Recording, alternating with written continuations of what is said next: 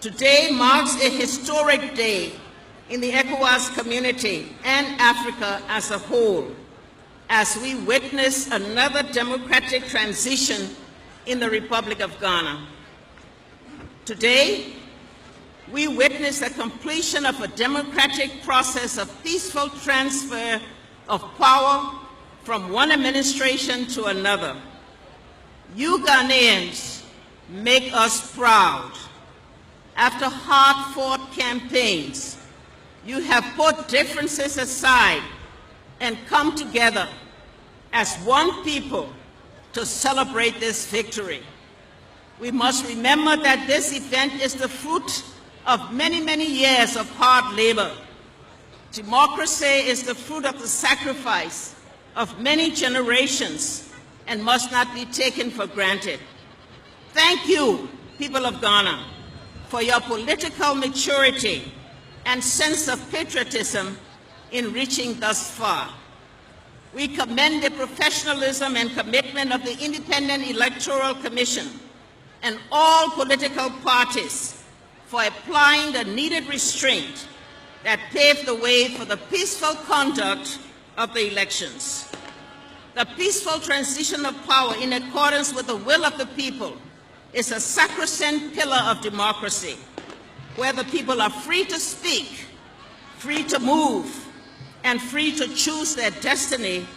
There will always be peace. Where there is peace, every child gets a chance to grow to his or her potential in an environment of tranquility. On behalf of ECOWAS heads of state and in my own name, we extend our greatest salutation to His Excellency John Dramani Mahama for his leadership in organizing a free, fair, and transparent electoral process, giving the people the freedom and the space to choose their own fate is the greatest act of leadership. We are proud of Ghana today. We are proud of Ghana today, but it is not unexpected. Ghana has been the bastion of democracy for many decades after years of turbulence. John, as you leave State House, please remember and cherish the fact that you have many roles to play in the future, in Ghana, in Africa, and the world. We all need your creativity and talents. I am thankful for the cordial relationship that developed between our two countries in finding solutions to the burning problems of our nations and our sub-region. Thank you for demonstrating to all that indeed there is life after the pinnacle of power. I look forward to joining you in that track when I turn over to a new administration in a year from now. Excellencies, heads of state, distinguished ladies and gentlemen, when ECOWAS was founded about 40 years ago, every one of the 16 countries, with very few exceptions, was under military rule or one-party system. Today, we can say that ECOWAS as a region is the lead in democratic transition. The majority of our leaders today reach power through the democratic process. We must ensure that there is no rollback.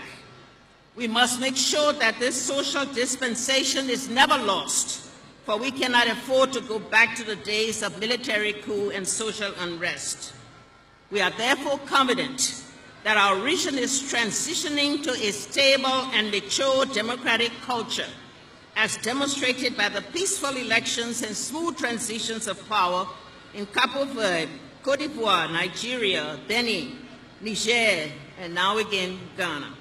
ECOWAS faces perhaps the most difficult situation in the Gambia. After accepting his loss in elections, President Jammeh reversed course and questioned the results of the elections. He has submitted his grievances to the Supreme Court, which will start its review process on January 10. ECOWAS is closely following the process, and the President of the Federal Republic of Nigeria, His Excellency Muhammadu Buhari, is leading the effort as ECOWAS mediator.